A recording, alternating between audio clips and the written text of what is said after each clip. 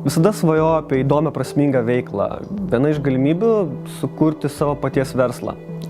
Bet kaip dauguma bendramžių nežinojau, nuo ko pradėti, kaip tai gyveninti.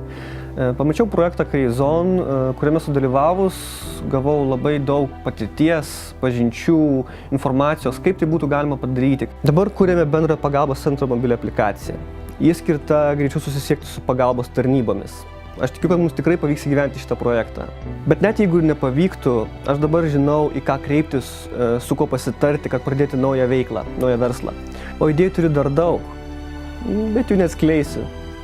Dėl sėkmės.